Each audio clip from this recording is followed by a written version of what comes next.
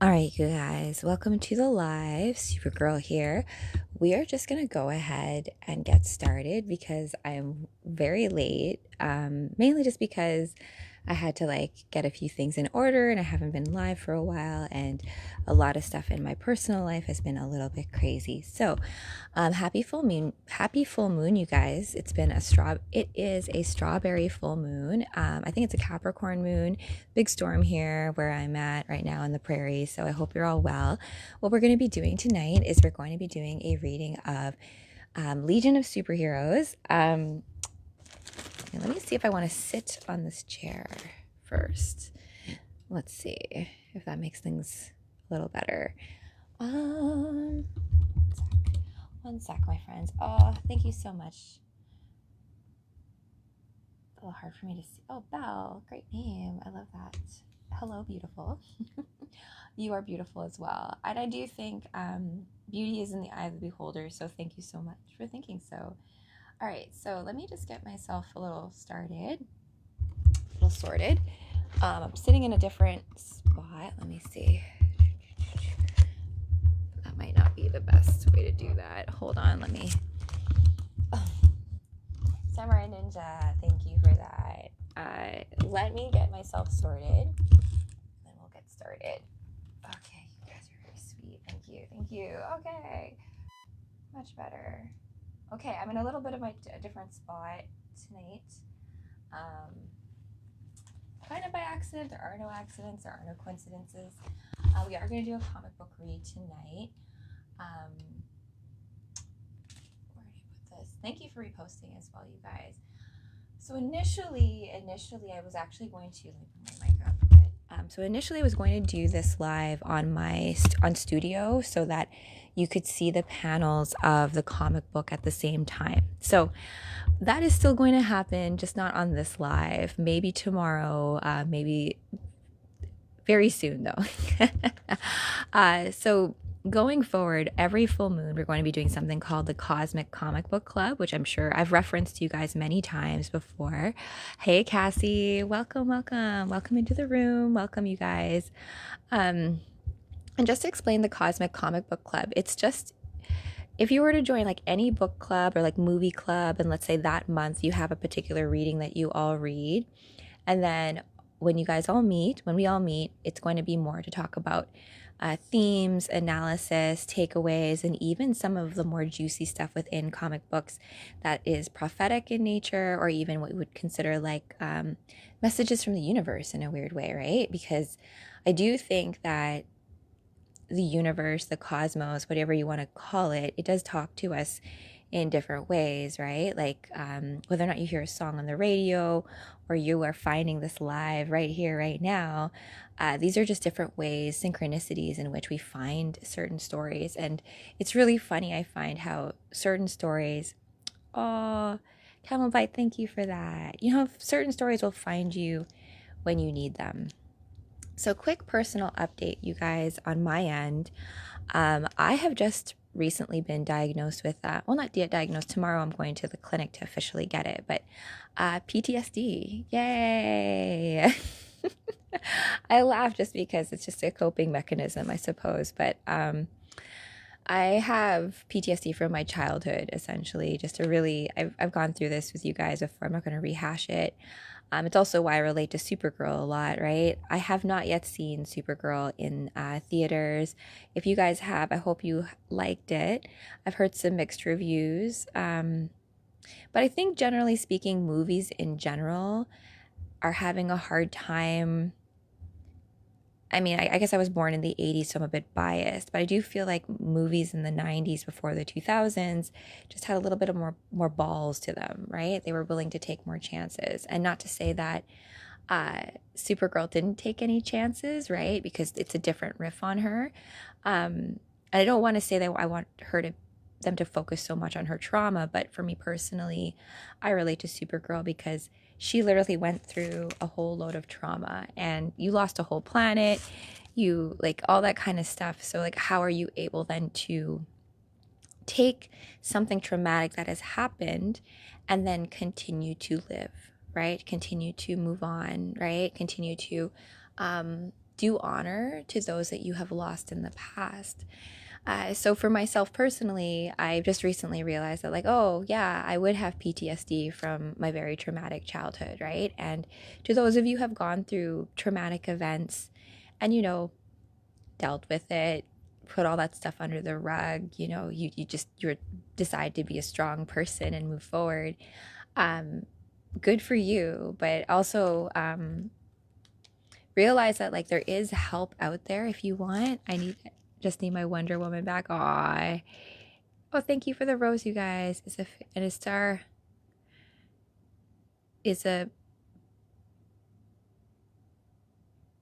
that is my the James Gunn thing. You only live forever. Oh, I do have the red thigh-high boots, but just not with me. Oh yeah. So to further explain the whole PTSD thing recently, I know you guys, so I do have my boots. I have a lot more cosplay. So I have very many characters I love cosplaying as, right? Hi, Red Dandy Money Man. Hey, birthday twin. I have Zatanna. I have Jean Grey. I have, like, oh my gosh, all the characters are escaping me off the top of my head. Miss Marvel. I've got a lot of cosplays in on deck. Ah, oh, thank you for the cherries. I was just eating a lot of cherries earlier. Although it's a strawberry full moon, so I think that's in theme. I'm a way better. Oh, thank you, you guys. You know what? I do think Millie Alcock was a missed opportunity, right? Because I really did love her in House of Dragon, and all of the criticisms about her looking ugly in certain scenes. I'm like, listen, those are unflattering shots. Anyone would look not up to par in those. It's like not really fair. It's like if you take a picture from me under here, everyone has a double chin. Like, come on, have a little bit of empathy. Mission cleared. On to the next. Love it. We reached our mission, you guys. So I will say this though, like I have actually, the PTSD thing is a resurgence because quite recently, the reason why I don't have all my cosplay with me is because I'm in Winnipeg right now, but not necessarily by choice. Yes, it was because I wanted to celebrate my birthday here, but that was like 2 months ago. It's really because my father-in-law, my hubby's dad, he actually, like, I don't know if he had like a psychotic break or like demons. I don't know, like he flipped on us, right? Pulled out like a weapon, and in that moment when that happened, I had like a I don't know, like it's like, when something really horrible happens right in front of you, you kind of have this like disassociation, like I'm not even here right now. And it only takes later where you look back in your memories and go like, you know what? That was really messed up. And then that can be for many things, right? My dad pulled the weapon out on me. I told her the weapon to stand up. Whoa, Travis, I hope you're okay. I hope you're okay. There's no way to win that interaction, right? So the weapon thing on my father-in-law's side, it wasn't to use on us, it was to use on himself. So it was like a lot of, threatening self-harm in order to control people, right? I had a girlfriend growing up when I was a Kokanee Glacier girl. I used to do a lot of promo modeling, and she was dating the guy who was like the son of the owner of Silver Jeans. You guys remember Silver Jeans back in the day? So, rich kid, whatever. But this girl, like, she was beautiful too. She tried to break up with him, but he wouldn't let him break. He, even though he cheated on her, would not let her break up with him.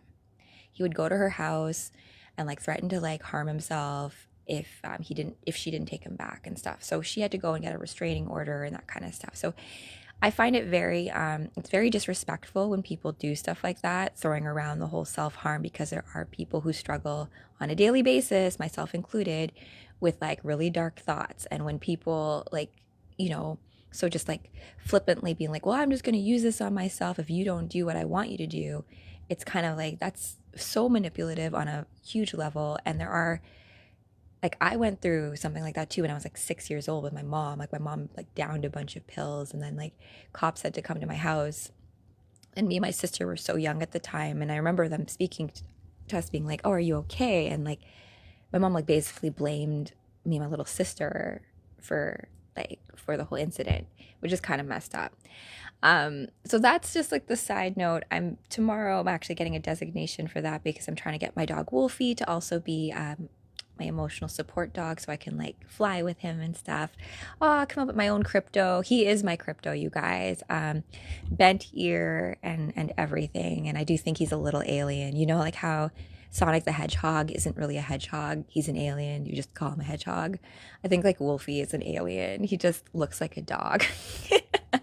Or like, you know, remember Quantum Leap with Scott Bakula, how he would jump into different realities, but like he would be in their body, but it was him. Like, how do I know that some time traveler's not in Wolfie, right? Or that kind of thing. I don't know. I love all the woo thing. Higher intelligence. Oh yes. I think there's no, like, well, I mean, I guess we could say higher intelligence, but I think intelligence is intelligence, right? It's like this idea of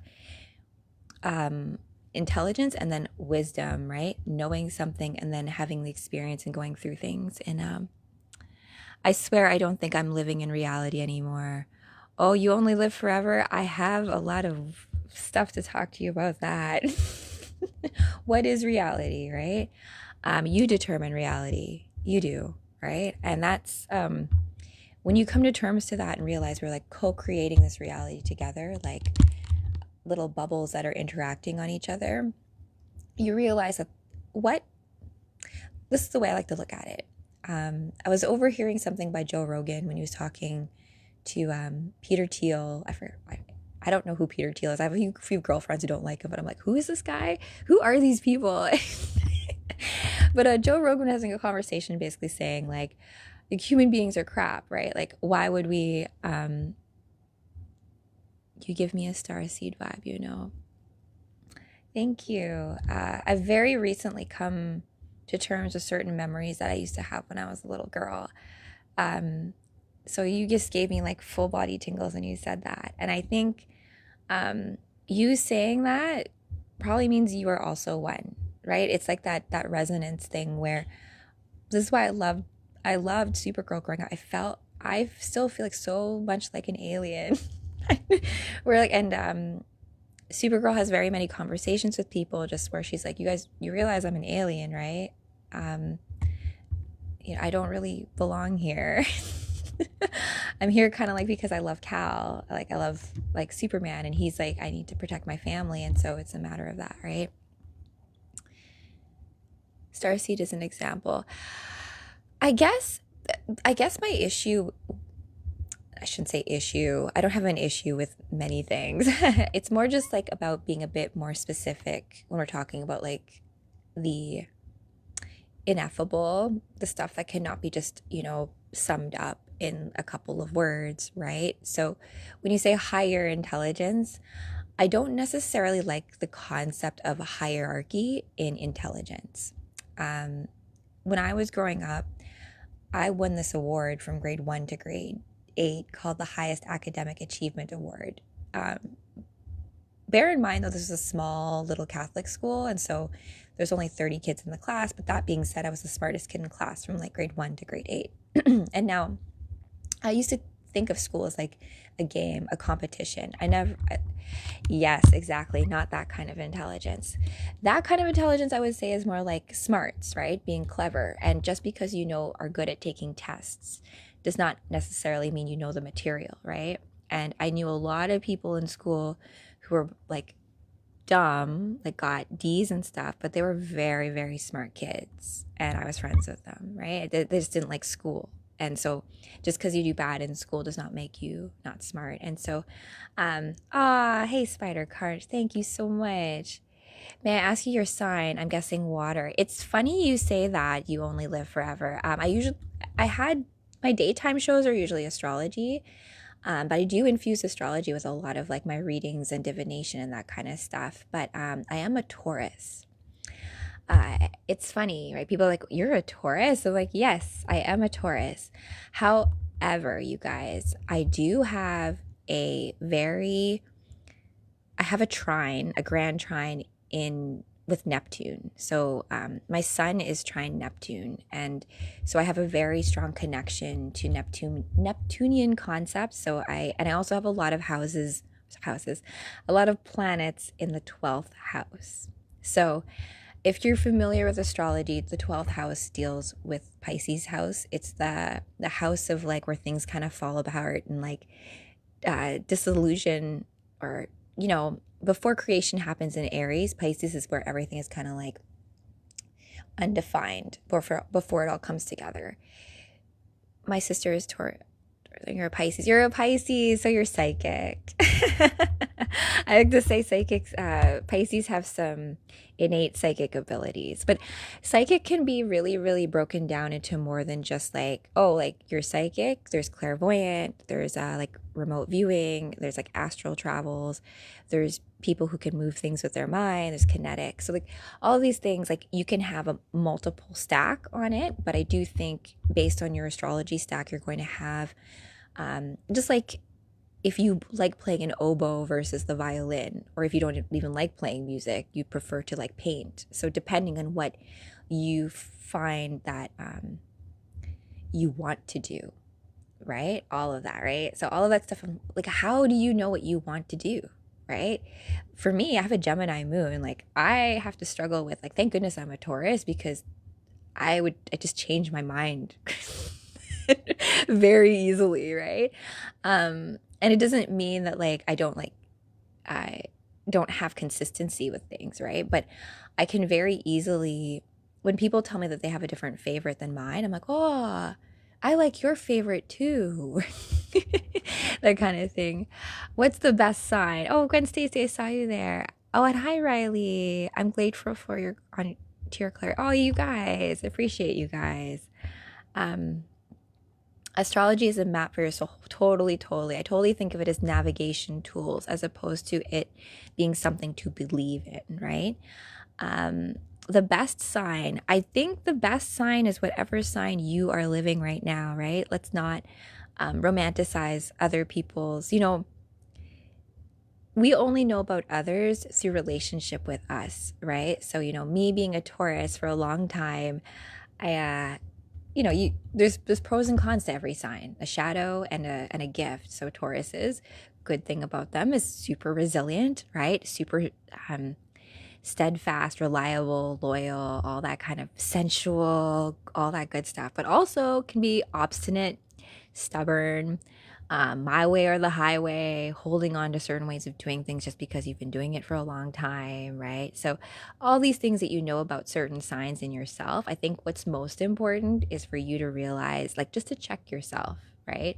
And do that before checking others. A lot of people in astrology like you're this and you're that. I'm like, oh my gosh, so how funny that you can go around telling other people what they believe, right? Like, I know that you're this and I know that you're that. Like, oh, okay.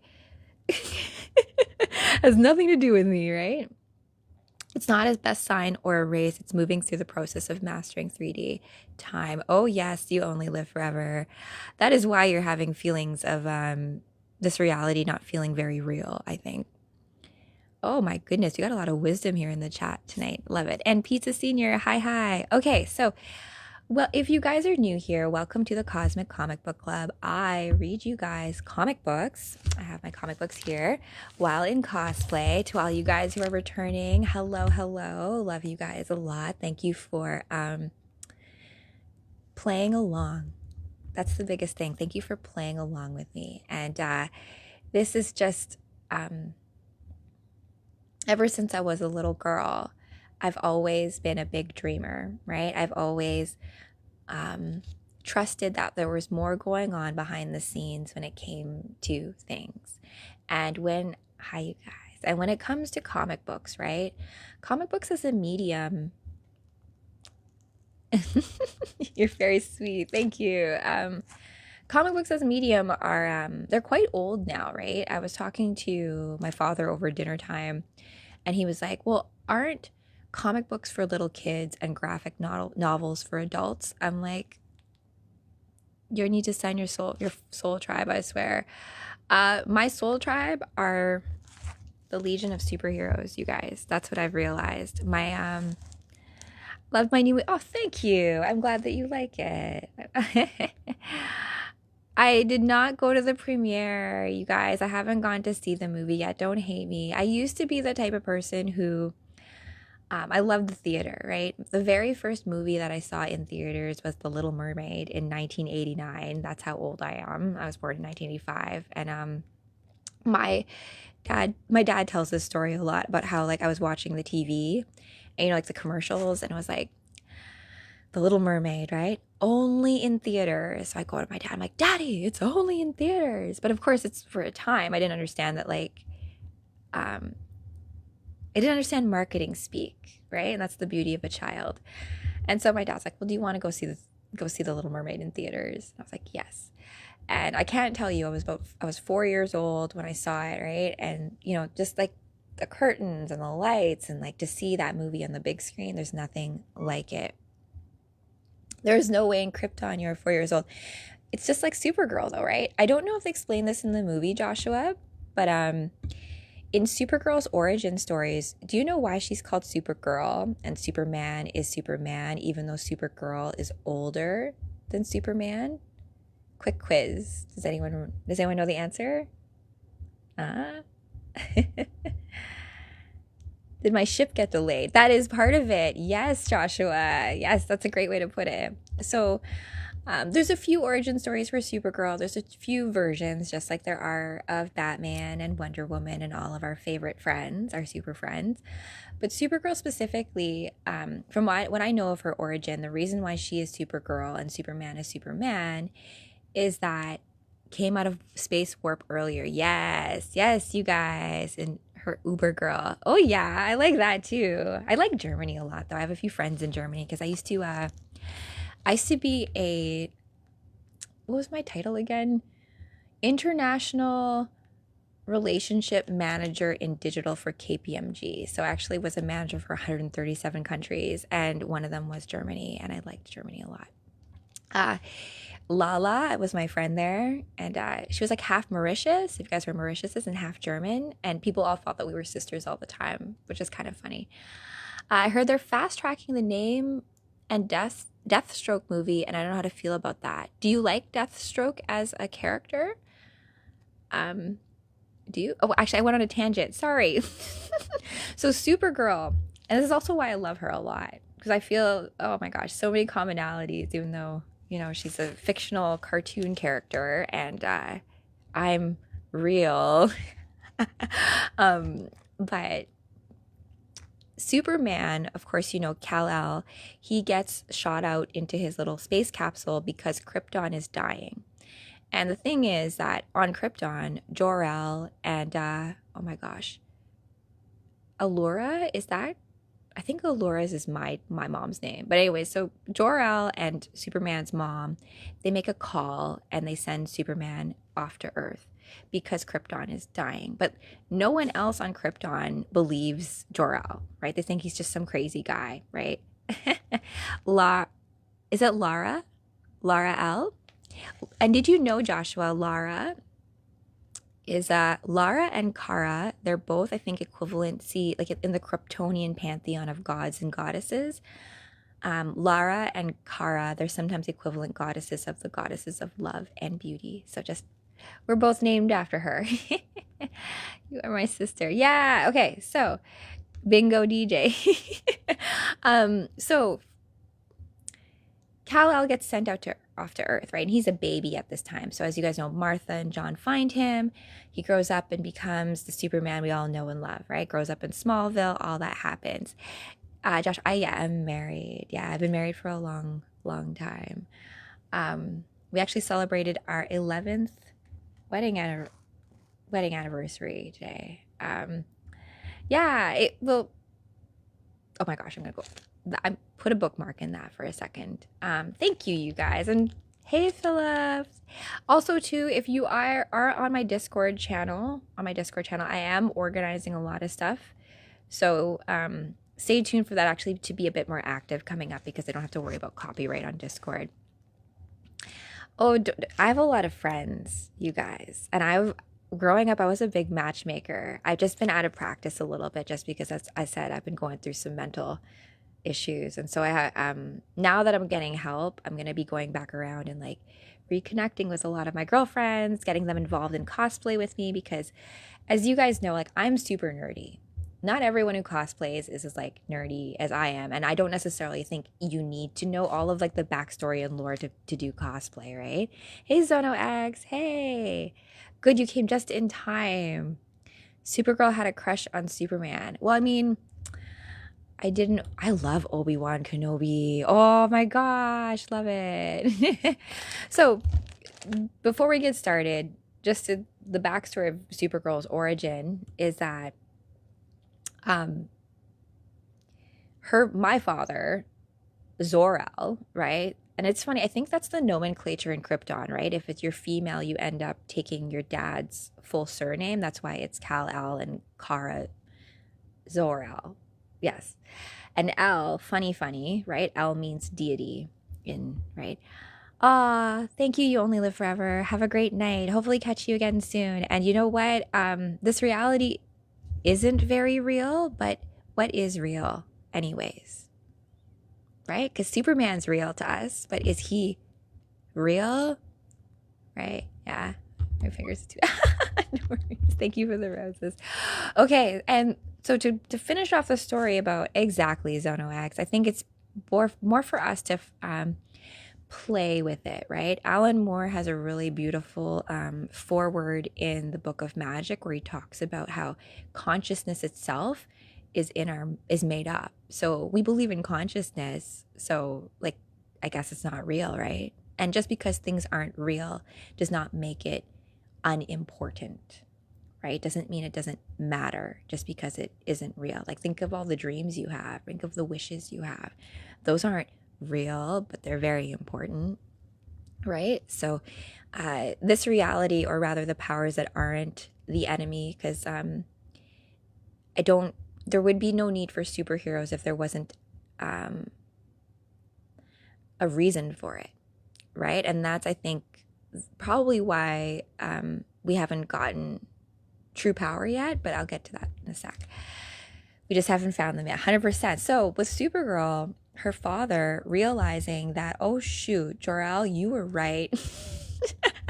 And there's a whole other side story as well when it comes to the city of Kandor and Brainiac, like collecting the bottle city and all that stuff. But if we take it from a perspective of Zor-El saving his daughter, so he sends Kara out to Earth to find Kal-El, who's been there first, and like, you know, that will be a way for Krypton to survive.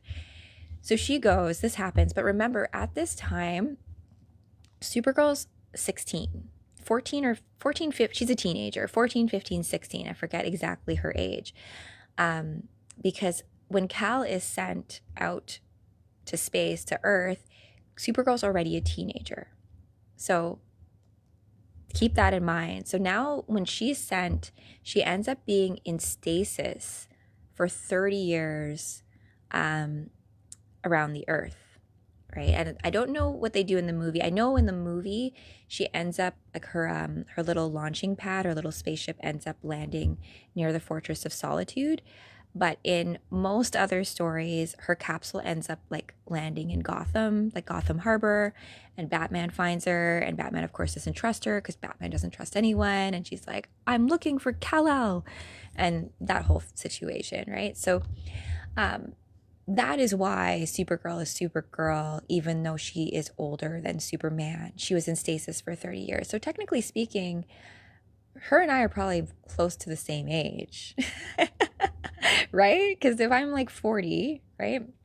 And she's like, let's say she's 14 when she was like entering stasis, or 15 or so. And then it's 30 years around. So she'd be 45 when she finally came up, right? Batman paranoid, maybe a little too paranoid. They count on Batman to be paranoid, though, Zono X, right? There's a scene in Doomsday Clock where they try to goad, or like they entice Superman into a scenario to try to make him be like the villain.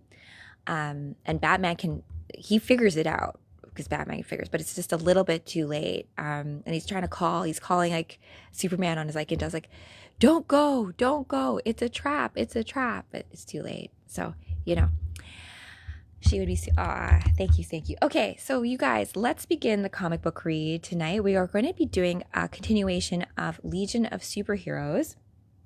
I wonder where I should put this mic. 1 sec. I'm going to just bring this closer to me. Do I still work out? I do still work out. I do still have abs. I think I went through a whole period. We got a bunch of like black cherries and I ended up eating too many of them, so that I ended up with a stomach ache and I couldn't eat a lot all day. But I do. Don't have flax. Let's see the outfit. I don't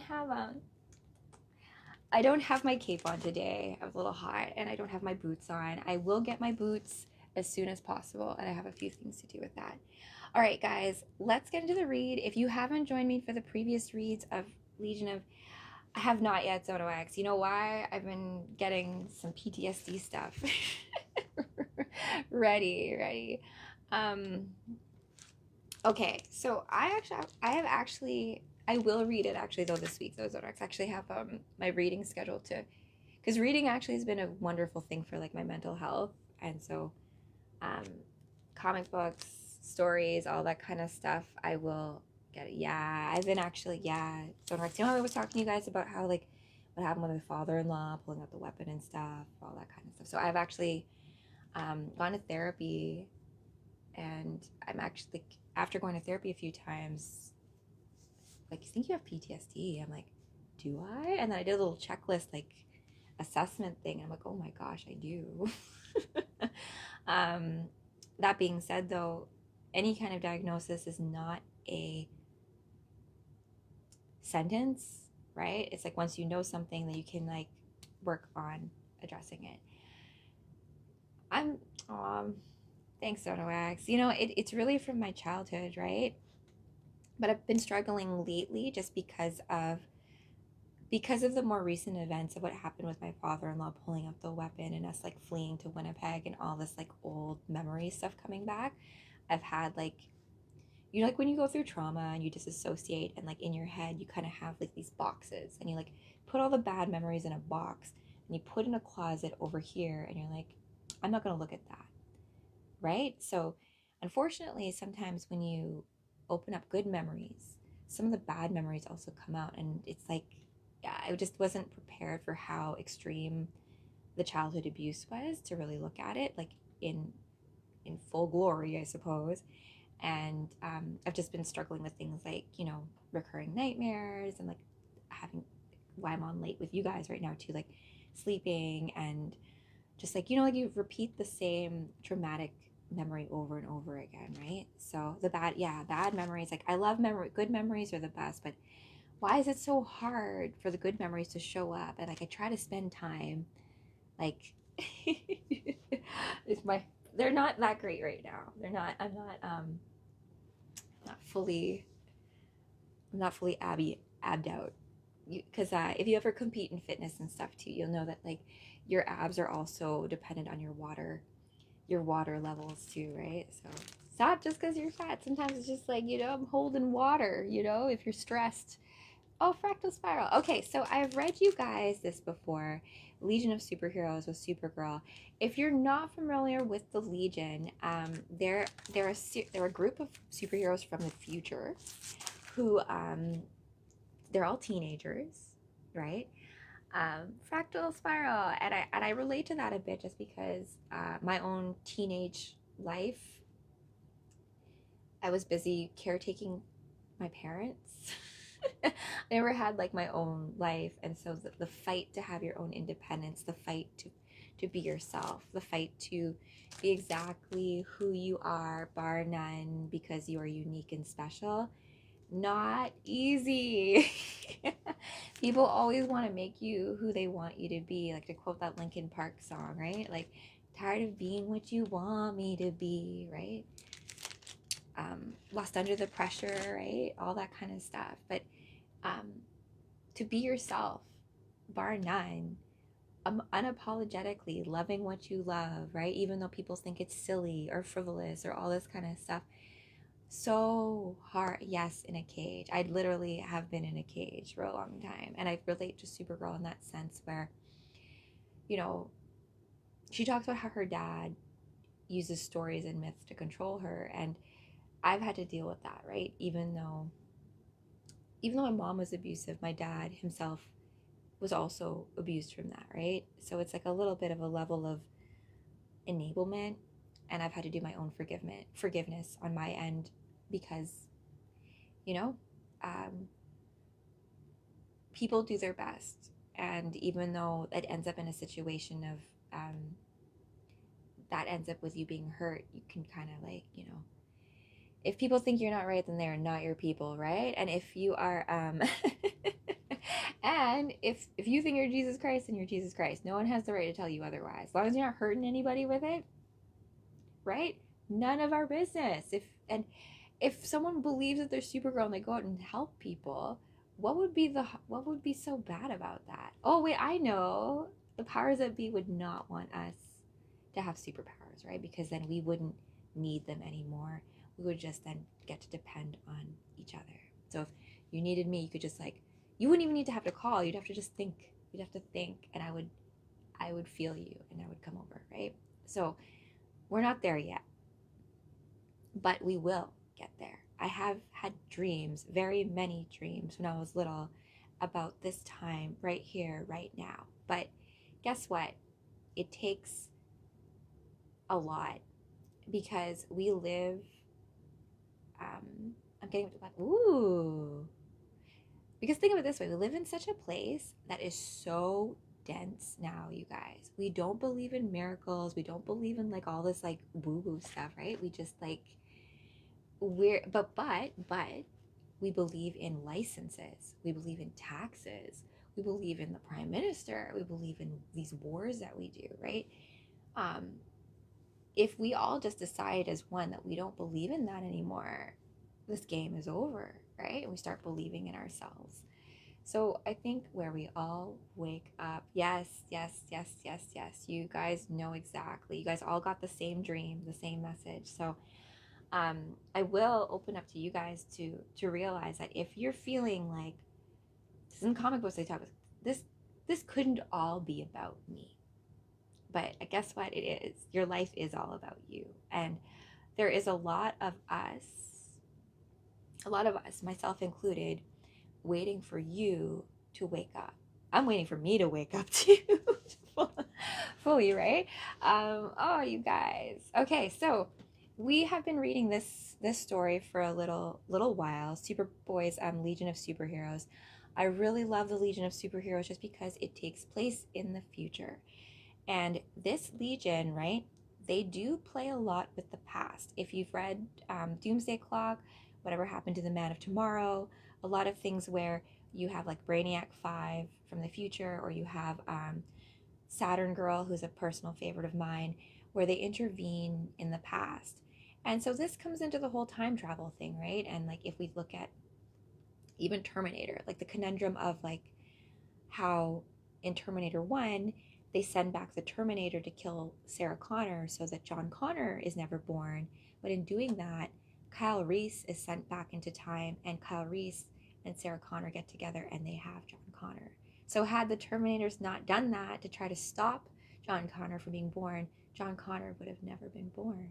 How weird. So a lot, yeah, just a casual loop, right? So as we are ourselves in this reality, we are now in the future that the 80s dreamed about, right? We are like 40 years in the future from when I was born, right? Which is like the 80s, 1985. And if we think about the world in that time, 1985, Crisis on Infinite Earths, where Supergirl actually dies, I was actually born at that same time.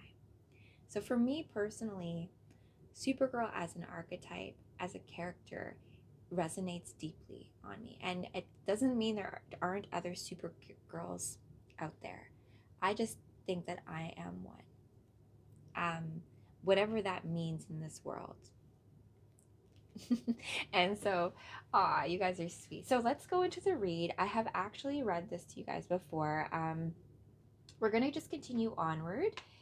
Let me see if I can give you guys a bit of a synopsis before. It's getting pretty good now, though. We're getting right into the thick of it. Okay.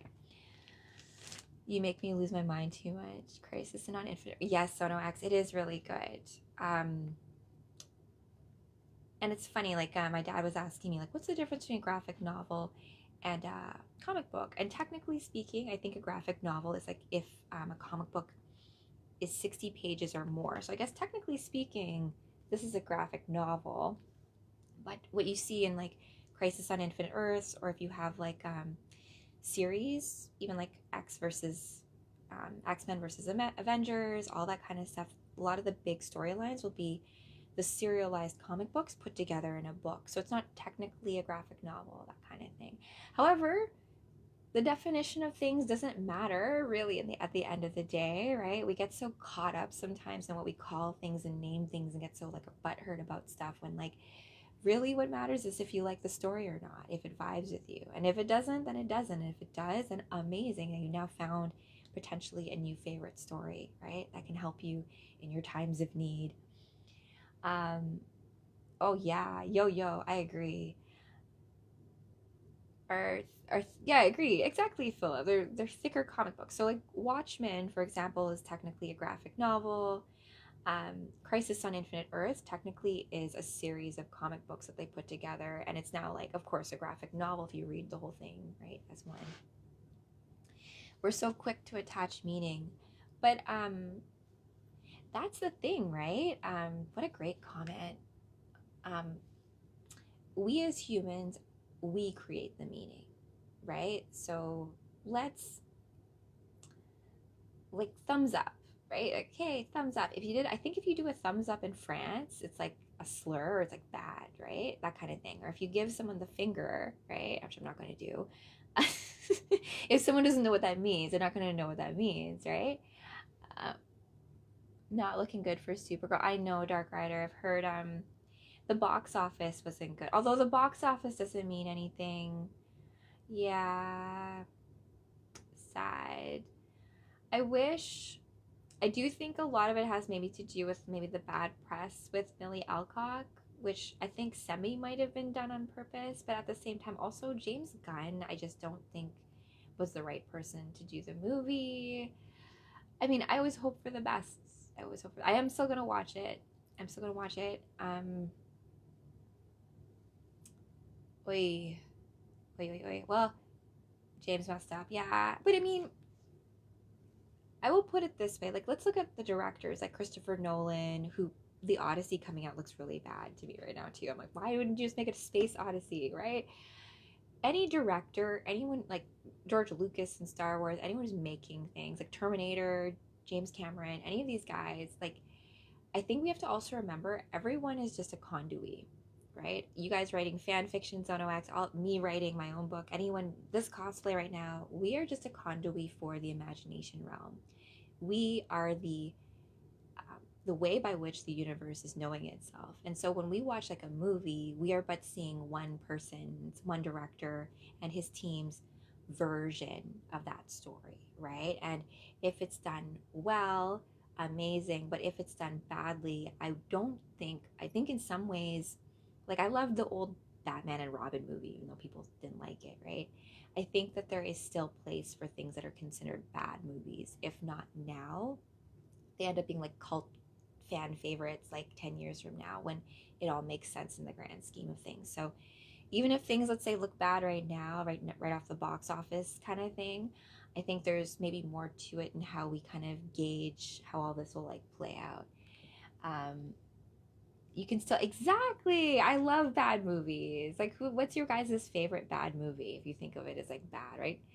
Like the first Supergirl movie in 1984 I thought was good, even though it's cheesy AF, right? The Lou Ferrigno Hulk, also great, right? But so bad. Like there's something nice in the campiness of certain movies where they're not taking themselves so seriously, where we kind of like all know that this is silly anyways, right? Isn't life silly too in a lot of ways that we do? So anyways, I love Adam West, you guys. Oh, I had the biggest crush on Burt Ward, who played Robin in that 60s show. And yeah, it'll have bad acting where it is unintentionally funny. And unintentionally funny works sometimes. Unintentionally funny works super well when you watch a movie with your friends and you're all like, hanging out, and that moment happens and you all catch it and you all laugh and it becomes like an inside joke for all of you guys. And like whenever you say that line, it's just a thing. I still have that with my friends when it comes to like Fast and the Furious, the first Fast and the Furious we saw in theaters. I got to see Paul Walker in a club once, way back in the day. Rest in peace, Paul Walker. Ah, okay. You guys, though, we do need to have, to all of you fellow star seeds and superheroes out there, we do need to have some of these conversations in person. I would love to organize, and that's why I'm working on this year. How do we do this in real life? Because if we all get together, right, and we all truly believe, right, and we all truly actually get in on each other's imaginations, yeah, I do think some like trippy ish will happen, right? And then we'll all be there as a witness. But that's why they would try to stop us from doing that, right? That's why they have to seed distrust and animosity and get people all like butthurt about stupid stuff that doesn't matter, right? Instead of like us all loving what we love and like being informed by each other's differences as opposed to getting triggered by them, right? So, hey, Pokey, you just caught me as I'm beginning the read. I already told to get you everyone up on the whole therapy thing. Yes, I've been going to therapy, but also I'm getting a PTSD diagnosis, right? Yeah, well, I mean, I've been going to actual clinic. I had to get, Wolfie's also going to maybe be designated as like my therapy or like emotional support dog. But yeah, I've apparently severe PTSD from my childhood, which was like triggered by more recent events that, brought up old memories. So I'm half convinced that you're not real. I don't even know if I'm real sometimes. 20 years for Superman Returns. Dark Rider, 20 years for Superman Returns. Can you tell PTC it's not good? It's not good. Like, post-traumatic stress disorder, if you break it down, right? So anytime you go through a traumatic event, I think many of us do actually walk around with a lot of undiagnosed PTSD. Whether or not you have other things going on, right? Whether or not it's depression, anxiety, all that other stuff as well. Like I do think PTSD is very specific to and tied to an event, right? An event that you end up reliving over and over and over and over and over again, right? So it's about dealing with like those memories and coping mechanisms and like I used to have a panic disorder. You outgrew it. Good for you, Zono X. I mean, I probably should have had a panic disorder, but I managed to do a lot of like holding it in. Like holding it all in and like developing a poker face. And I used to tell my friends like, I cannot act, you guys. It's already so much of an act, me just being me. Let alone me trying to like go and act on it, like in film and stuff. So I was always very uncomfortable with acting until recently. I like dance, right? And dance is acting too, but I can be with a group in that. It's less vulnerable as like when you take on a role like Heath Ledger when he took on like Joker and stuff, right? Like when you take on a role that really like goes there in your psyche, I just like only recently have I been like, okay, I think I could probably do that now. Oh, I love Robin Williams. Oh my gosh, I love him so much, Dark Rider. Okay, before we begin, Zono X, I bet you but you know what? Being able to do that, isn't that a superpower? Sono X, right? Like imagine like reality's literally falling apart at the seams and everyone's freaking out. But because you've gone through such crap and you survived, you can handle it. Like my therapist said that to me too. She was just like, like you being able to survive all that, like that is truly a superpower. I'm like, well, that's great. Yeah, I took a very long time to seek help because I was busy distracting myself, right? I was working a corporate job. I was a project manager. I was like personal training. I was doing all this stuff. And then when you remove all the distractions and you're just with yourself for a while. Then you start to, like, that's where all the real work begins. So, welcome you guys to the read. We're going to do a little bit of Superboy's Legion of Superheroes, 100-page spectacular. Yes, exactly, adaptation. So I'm going to get you guys up to speed, up to where we last left off. So before, on last episode of Cosmic Comic Book Club, or Rachel Ball Z, to quote you, Pokey, I don't even know this show, actually. I love the ads and these certain things, but the Legion of Superheroes takes place in the 31st century. So this is the future where Batman and Superman and all of the heroes that we know and love are considered like myths, or like the history in this world. Now, the Legion, we're in a future now, right? So everyone has superpowers.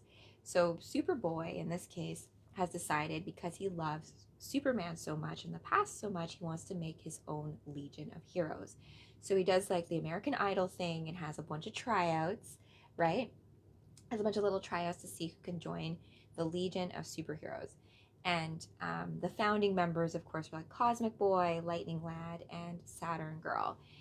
And if you have read Legion of Superheroes, like from back in like the 60s, like I have that, there's a lot of stories where Superboy and Supergirl take portals into this world and have adventures and stuff, right?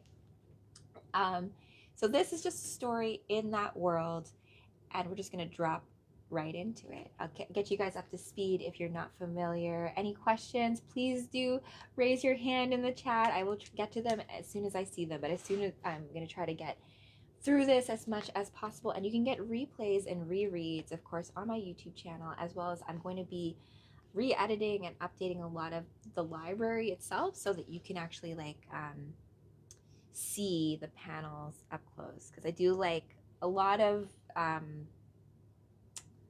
should I put this? A lot of the power of comic books is in who is actually illustrating it, right? Because it's a beautiful superhero team that comes together to even make one comic book. Everything from like the negative insight, thank you for that. So like everything from like the writer to then the penciler, so the person who's actually just drawing, and then you have the colorist and a class. Oh, they did. Yeah, I saw also on YouTube, and I actually also just achieved monetization on YouTube, you guys. I haven't set up anything to make it more organized yet, but I will. Okay, guys, let's continue and let's begin. Welcome. Fantastic. The cocky jerk actually pulled it off, says Starboy, who looks kind of like a man and looks like he has a receding hairline, even though he's a boy. I don't get it. We've done our part. We should go now. Oh, wait. No, I'm going to go further. Actually, where we last left off was they stole Brainiac 5, because he's like a Koluan, right? And that race, which I guess they're like organic computer people, they're very valuable. So they basically steal him. The Fatal Five show up in order to do that. I'm glad I'm not going to rehash this. Okay, let's continue here. The one called Validus. His anger's generating another electrical charge, says Saturn Girl. Colossal Boy is in terrible danger. We have to mentally calm the creature so that he'll have a chance. And that's before she can finish, the stupid Emerald Empress Chicky hits her in the face. Forget it, Imra. Back off, Empress, or hold steady for the nice atomic axe, kid. No. Score 1 for the bad guys. He literally chops off, is that Cosmic Boy's face? Or face? Is it Cosmic Boy's arm? It's like, that's very like Anakin Skywalker to Luke. What the heck? Rock. I know, it's like really, I love Saturn Girl. And I think Imra and Cosmic Boy are a thing. They're a couple, right? He disarmed him, pun intended. Indeed, Zono X. Extreme disarmament. May the All-Father Krilly forgive me. Oh, the All-Father. And help me protect my fallen comrade. Okay. Quickly, Lyle, they need medical assistance. Can even Element Lad's Tremite physiology survive such an attack? Amazing. Merely stunned. So even after the arm being cut off, he's just stunned. I guess that's Lightning Lad. Tromite? I guess his physiology is able to handle the whole, whatever happened there. Need to drop my force field if I'm to administer aid. Don't move, Sunboy. You may be injured. What are you doing? Sorry, Cosmic Boy told me to stay and look after you. No worry, Princess. Reap safe keep you till the fight is over. Seems the fight never even started for you two. No wonder we're taking a kicking, says Sunboy. Okay, Dirk, you gotta stay back. This guy could explode at any... Rah! And then, he does explode. Good timing, Validus, you mindless savage. A quick dose of velocitocin and our mission's accomplished. So see, that's where they're stealing Brainiac, right? Like into the neck, and then they like whisk him away.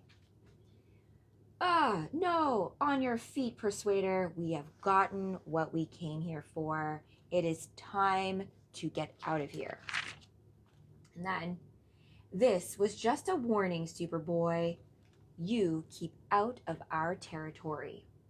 Or next time, things could get nasty. No! Come back and finish what you started. We'll kick your worthless butts. What does he say here? Jim? Oh, Jim. Uh-oh. Is he okay? So that guy's kryptonite, and he's kind of new on the team-ish. Let's see here. Is he okay? No, Superboy. He's dead. You led us out here to the middle of nowhere, and now my best friend is dead. Oh no. I know our employer has rewarded us well in the years since...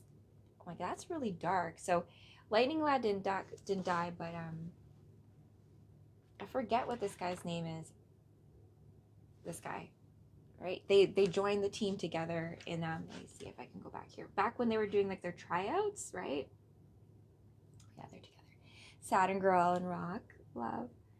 I'm sure you guys have seen this kind of scene before where they're like doing their little auditions. So they auditioned together, and he's Dirk, and I forget, I'd rather be known as Sunboy and Colossal Boy. So as a result of their fighting, Colossal Boy is now dead. So Sunboy and Colossal Boy joined together, but this guy right here, is he okay? He's not okay. His best friend is now gone. So now we flip back to the bad guys who have like stolen Brainiac 5, right? Colossal Boy died, yes. Well, we'll see. Maybe there's still a chance they can get him back. Okay. I know our employer has rewarded us well in the years since he has brought us together, the Fatal Five, but that was more difficult than we were told to expect. Those brats came close to beating us. What do you call them, brats? My poor eye is exhausted, and for what? To kidnap a child? I hope he's got a good reason. Well, he's never let us down before, and his contacts inside the SP have always kept us free to meet his demands. It's those demands that are worrying me at the moment. We've helped destroy the evidence of his experiments in various worlds. So the guy that they're working for apparently has like sketchy experiments. I don't know who, do you guys know who the leader of the Fatal Five is? Like who like the head honcho guy is? It's escaping me at the moment. Where are we? Oh my gosh. I forget too. We've helped destroy the evidence of his experiments on various worlds, wiped out entire civilizations to prevent the truth from being discovered. But to start threatening planets with asteroids just to test the Kryptonian, then abruptly change that plan to abducting a mere boy. Very strange. Although I think in this case, the Fatal Five, because we're in the Legion of Superheroes era, like the future, it could just be the science police, you know, like the totalitarian police of the future, which is always in most dystopic futures. More than likely, like, it might be just them who are like controlling the Fatal Five. Could be. But maybe more to it. Because I know in a past Supergirl comic book I read, I've had to deal with the Fatal Five. And there's like someone else who's like controlling them.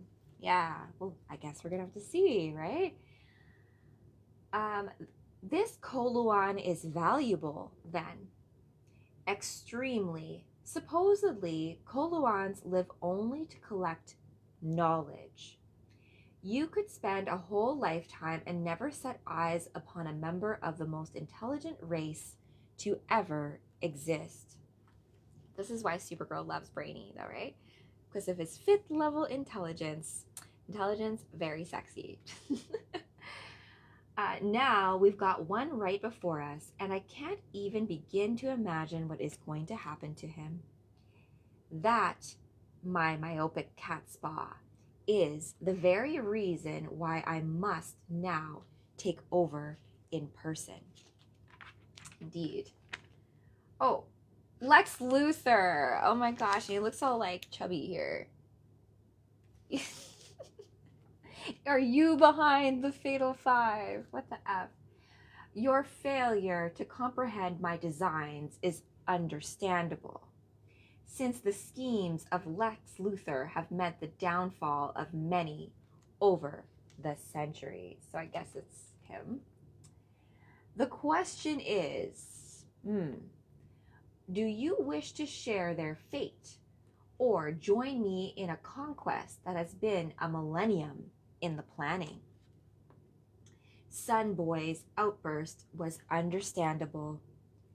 After all, less than an hour ago, he'd witnessed the violent death of his oldest friend, Jim Allen, aka Colossal Boy, in a senseless attack by the Fatal Five. So the Fatal Five attacked, and we have a casualty in Colossal Boy.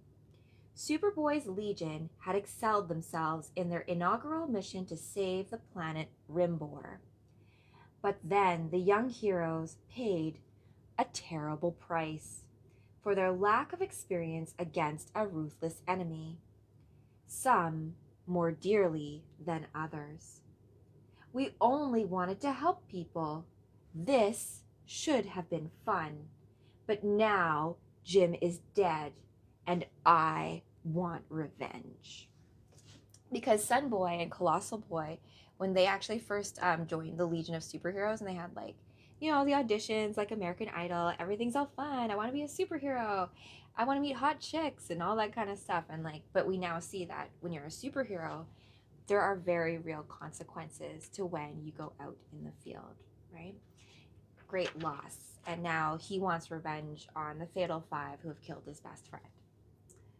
And I keep on calling him Kryptonite Man. I think his name's just Kryptonite. And then Dream Girl here.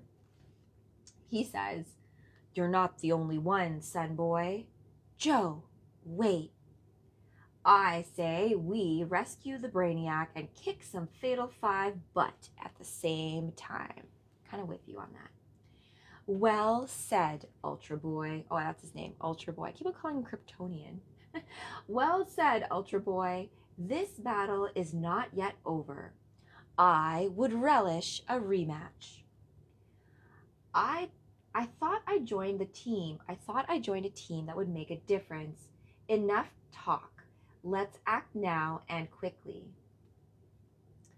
And Saturn Girl is very upset, of course. She's very empathetic, and she's like, she obviously feels everybody's, because Saturn Girl's equivalent to like Jean Grey, right? This like master telepath. She can read everyone's minds. And so she looks at everyone saying, "Are you all mad?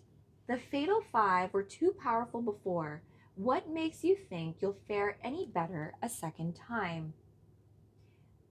We were unprepared. Yeah, this time we'll have the element of surprise. Well, my priority is to get Rock off planet for immediate medical attention. The Rimborians have helped all that they can. Besides, you have no idea where the five have gone. Actually, I can find Quirrell. Sorry, Brainiac 5, anytime. As part of our safety protocol, we share a tracking signal. How convenient. The Fatal Five targeted him specifically because he is a Coloan. And although I fear for his personal safety and what they might do to him, his abduction has far greater implications. It places the entire universe in extreme danger. He has to be rescued before it is too late. So it's not just about revenge or anything like that. They do need to retrieve Brainiac 5, because if they're able to extract from Brainy's like his head, his physiology, all of that stuff, they could use it to put the universe in grave danger. And he continues onward saying, "But I can't do it alone. I need help. Are you in? And you will have it, Lyle. Without the assistance you and Quirrell gave us, Rimbor would be so much rubble right now. Then we'll have to split the team up, since you'll need to have Cosmic Boy's injury dealt with. We'll manage fine on our own. The cruiser can virtually fly itself, and Earth is the nearest planet with the appropriate medical facilities." Guess we're coming back to Earth, baby. At least some of us are. "Some of you have made your intentions clear. So what about the rest of you? Please understand my decision, Cosmic Boy. I have ministered to Colossal Boy's spiritual needs." Oh, wow. Colossal Boy's spiritual needs, because I guess he's passed, so I guess final, right? It's kind of dark. "Please understand my decision, Cosmic Boy. I've ministered to Colossal Boy's spiritual needs, and your condition is stable. Therefore, I must help in the rescue of Brainiac 5. Me too can't let the side down, although I'd much rather be heading home with you two." So, he's just like, "Oh yeah, I need to go help Brainy, but I would rather just go home." That just leaves the guy who brought us here. I don't believe it. Going somewhere, Super Brat? Okay, you're kind of like snarky to Superboy. Give him a break. Hey, I'm talking to you. These kids followed you here in good faith. You can't turn your back on them now. You're gonna show some backbone or prove what I've suspected from the first time I met you. So he's like, I find in teams, right, like unlike if you have like Superman, even the Justice League, right, you have like the Flash and Green Lantern and different people who have their own like title cards coming together. When you have like a team, oftentimes there tends to be this like fight for leadership, I suppose, and like who has the right to lead the team situation. And in this case, Superboy is the leader, but not everyone is always just happy about that, right? So are you going to show some backbone or prove what I suspected from the first time I met you, that you're just a bored little rich kid playing superhero until the going gets too tough? And out of nowhere, just like smacks him. Okay, that uncalled for there. Well, are you? Get up or I'll keep hitting you until I get an answer. Back off, Joe. Superboy's no more to blame than anyone else. You didn't exactly cover yourself in glory when we were first attacked. But Tanya, I was only trying to get a reaction. So Dream Girl is like, listen, don't go in there and just like hit Superboy, buddy. That's not the way to do things. You're so, what's it, trans? You're so tramps, Joe. He stole your thunder by saving your homeworld, and you've been itching to pay him back ever since. Tinya, take your petty macho pride and go.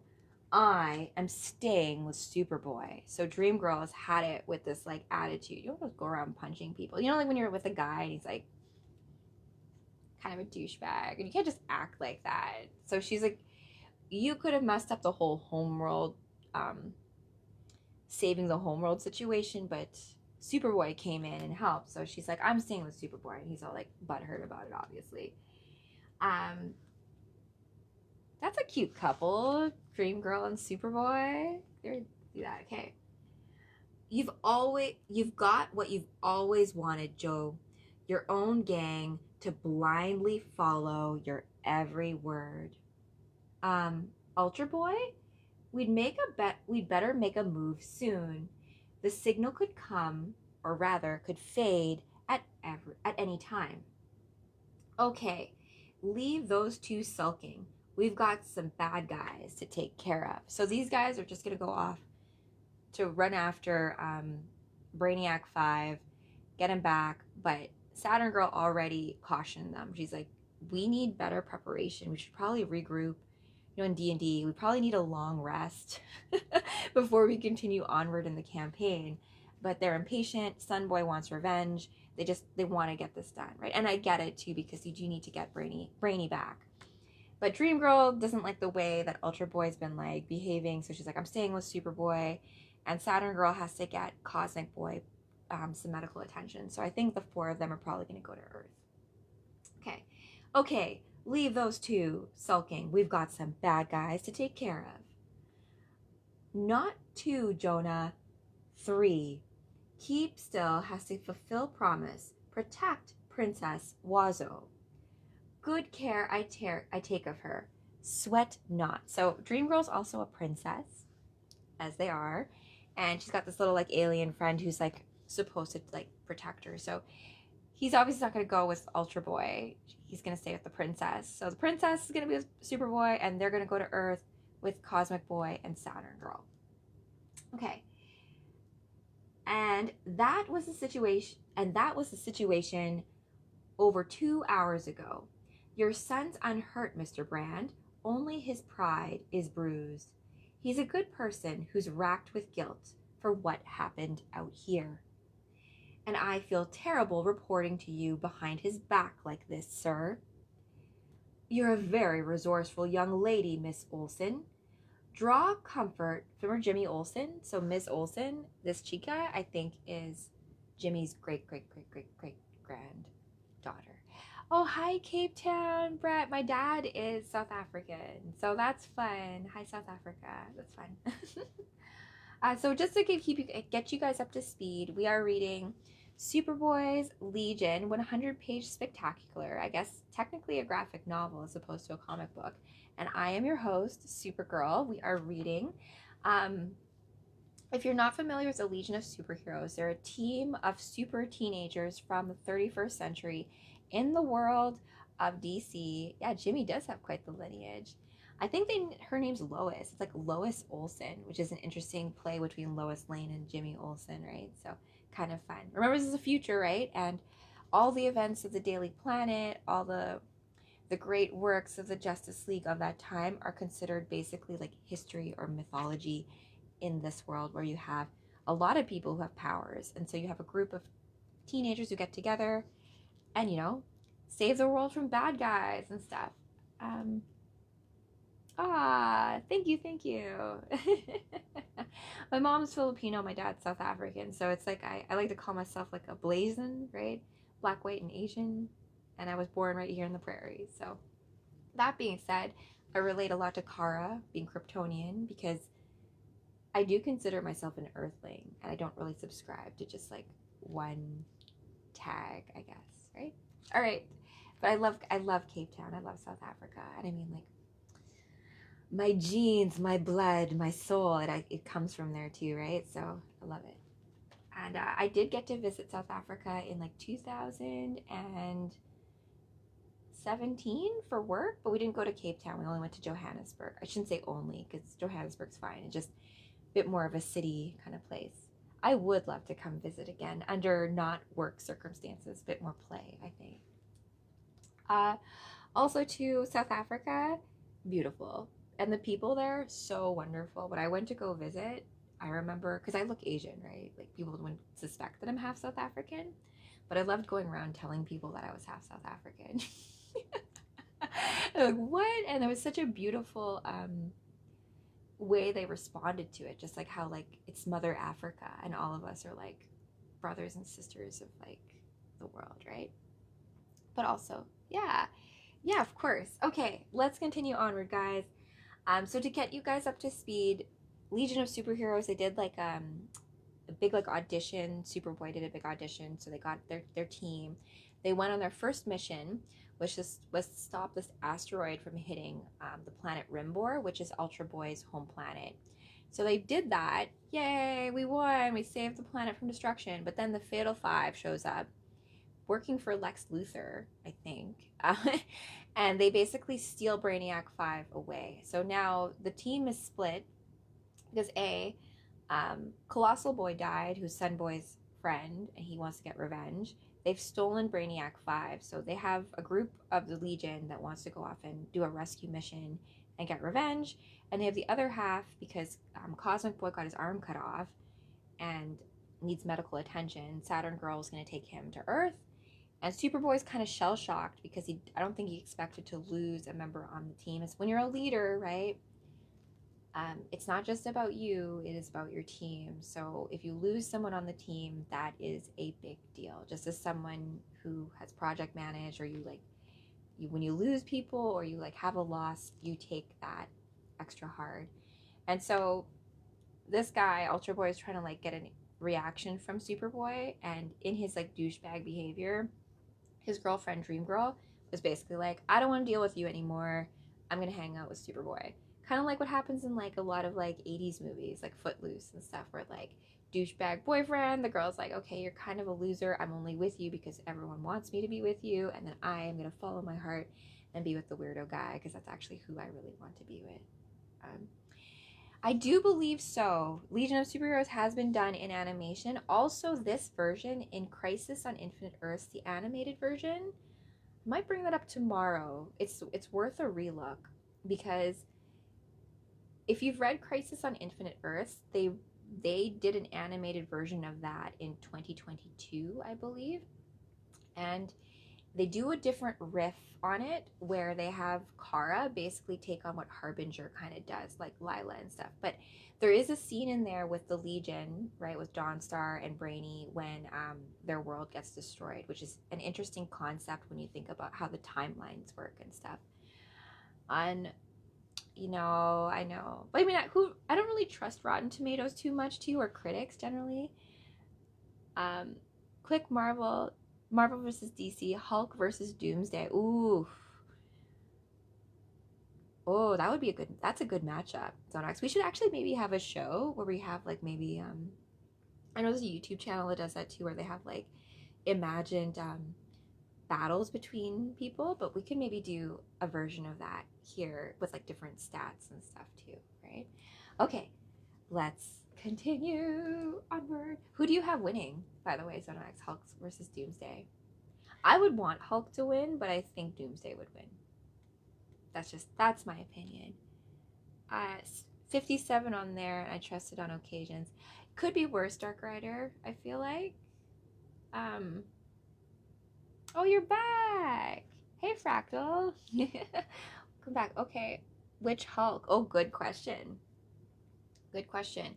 You know what? I, for a long time, thought that Red Hulk and Hulk were like the same guy. It was just like different versions. But Red Hulk is like a different character altogether, right? So that would be interesting too. Also, maybe if you had like a team up, Red Hulk and Green Hulk versus Doomsday and like another bad guy. You can have like a tag, you know, like in like wrestling where you like tag team matches that are fun, you know? It would be fun to actually, that's a great idea. If we had like fantasy wrestling matches between the superheroes on like a cosmic level, and we could play with that a bit.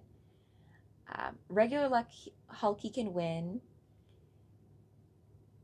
He's barbecue. Yeah. I mean, like Hulk when he has like upgrades and stuff is like unstoppable, a little bit overpowered. um the new Masters of the Universe girl. Oh, do you mean like Tila? Is that her name? I will say this, you guys. She-Ra, when I was growing up in the 80s, I loved her. Like I loved Masters of the Universe, like She-Ra, and that animated movie, Secret of the Sword or something. I loved it so much. I had actually not paid attention to any of the new versions because of how much the old 80s version meant to me, and I don't know if my heart could handle it being done improperly, right? Because I love that She-Ra. Like I couldn't even handle the new She-Ra where they like got rid of her boobs, right? And like made her all like kind of boyish. So He-Man has comics. I know I actually have a comic of He-Man and She-Ra, a really old one I need to find somewhere. Dark Horse Comics. Yeah, yeah. I'm scared. Same things with Zelda. I love Zelda too. Oh, yeah, same thing, right? Where like the original version of however you interface with that story, right? Whether or not it's a comic book or a movie or whatever it is, when there's like a remake of it, I always feel torn, right? I'm like, oh yay, I'm happy that like more people will know about it. And then another half of me is like, oh my gosh, don't ruin it.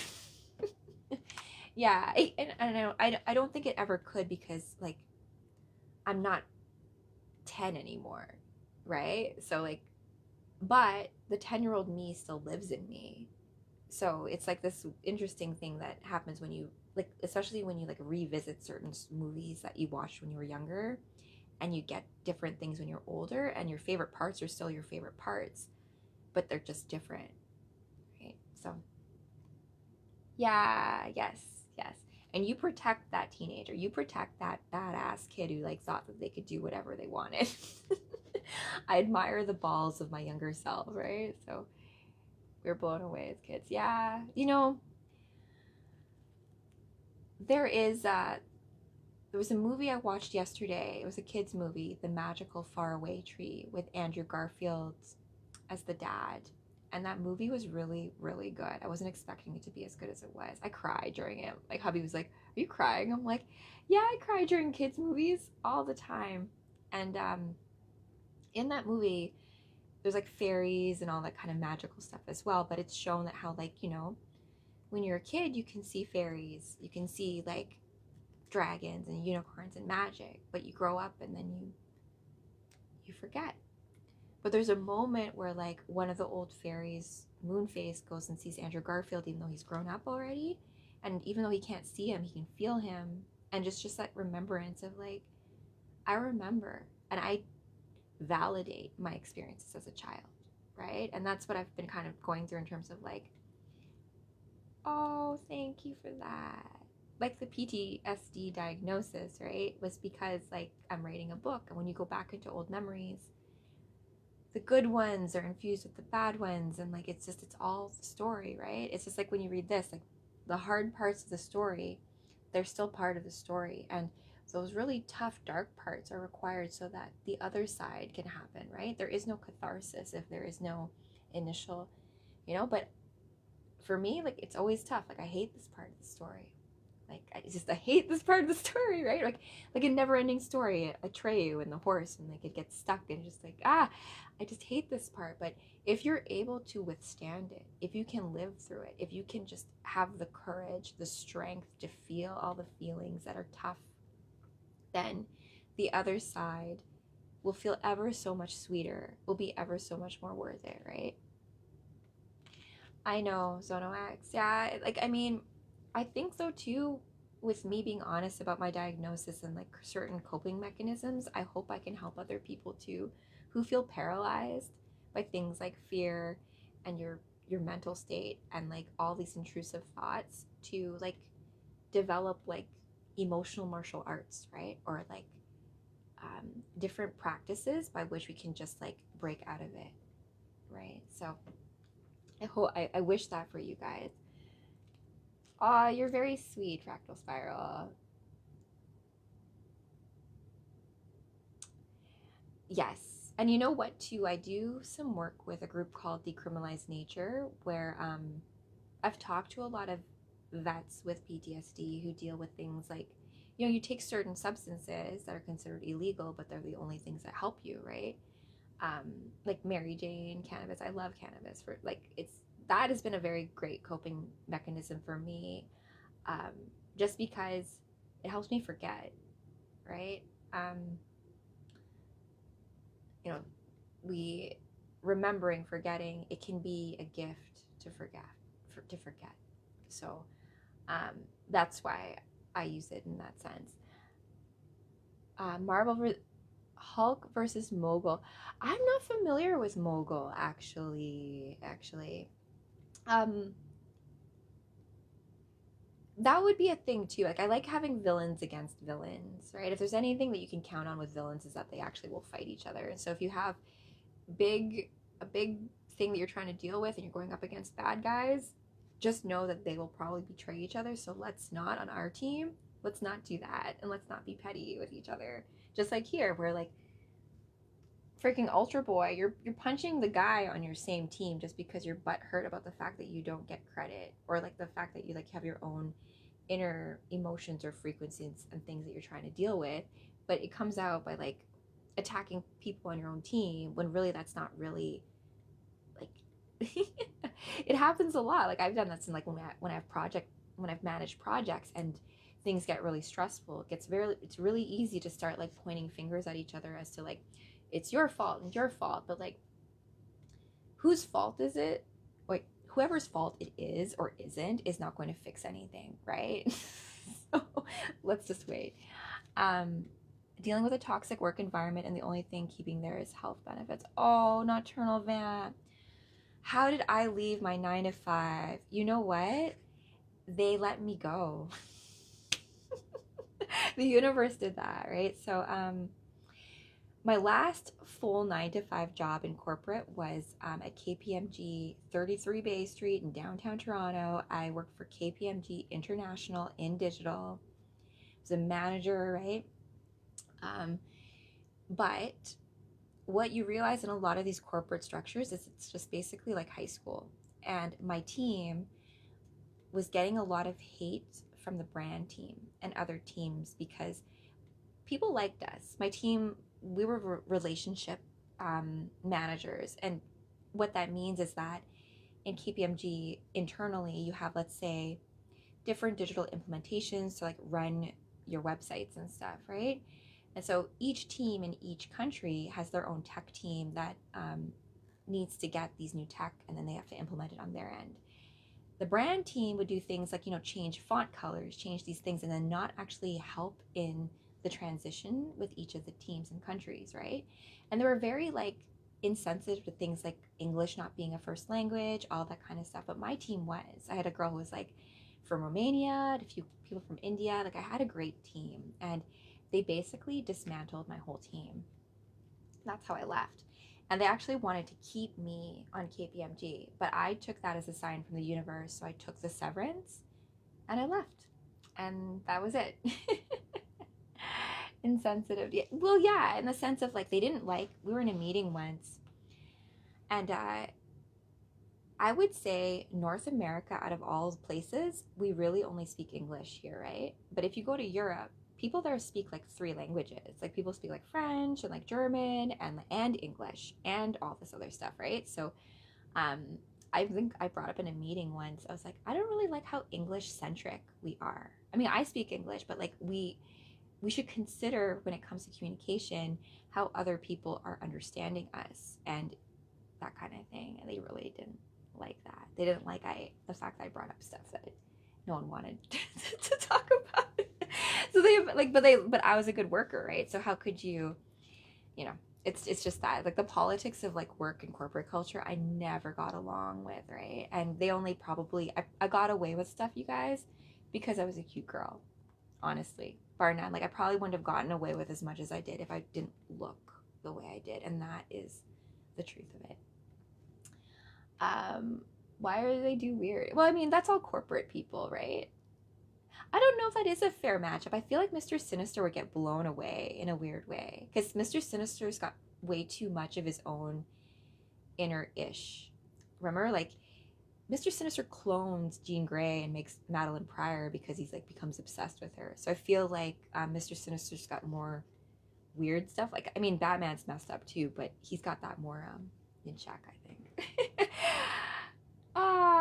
Yeah, I did get out. I mean, like, I that it came with a whole bunch of other issues that as I told you guys, like, I'm dealing with like a PTSD diagnosis and like my childhood trauma and all that kind of stuff. But because I was working corporate 9 to 5, more than 9 to 5, because of course there's overtime and all the extra work that happens and all the meetings at weird times and all that. Because I was doing that, I didn't have time to actually like heal. I was just being distracted working, right? And doing multiple activities, so that my mind would never have the time to just be like, wait a minute, what you went through, that's kind of fucked up. You should probably like I didn't know that. Oh, that is fun. Zonomax, I love you for all the cool tidbits that you have. I did not know that Mr. Sinister is actually who created Cyclops' glasses, and I do love Cyclops a lot. Maury Landry, hi. And did you guys know the X-Men were actually inspired by the Legion of Superheroes? Fun fact, right? And that's the beautiful thing about inspiration and imagination. It is all a remix, right? We all vibe off each other. It's not about holding this thing. This is my Supergirl and you can't have it. It's about having that creation help empower each other, right? So with that, I think I'm going to go for another 10 minutes. It's almost 3 a.m. here. I do love the 3 a.m. hour. I love being up when everyone else is awake. It's something special about that. But we'll go a little bit further. But tomorrow, I'm going to do what I was planning on actually doing today, which is do the live where you actually can see the panel. Like, I'll be in like one box, and then you'll see the panel of the comic book in another. I have to still see if I will do that at the same time on Discord, but I have to figure out that tech stuff beforehand. Maybe I should get Mr. Sinister or Batman to help me. And then it's funny thing too, right? Like Lex Luthor, like the bad guys, they do actually do some like good-ish in some weird ways, right? Like Batgirl, for example, Barbara Gordon, she gets back the use of her legs through a neural implant that Lex Luthor creates, right? So there's like some interesting things as to how that all works. And thank you for the hanging lights, Fractal, much love. Okay, Rachel, since you said villain versus villain, how about Abomination versus Doomsday? I'm not as familiar with Abomination. Is that in Marvel's universe? Not familiar. As I said, we should probably, he's a Hulk villain. Oh. You know who else got a dirty She-Hulk? I have a girlfriend of mine, her name's Lauren. She literally looks like She-Hulk just because she works out and stuff, but she looks like She-Hulk, and her like, I want to do a photo shoot with her too, with that kind of stuff. She an Amazon. She's not that tall, but her structure, she literally, like, if you painted her green, she would look like She-Hulk in like a hot way kind of thing.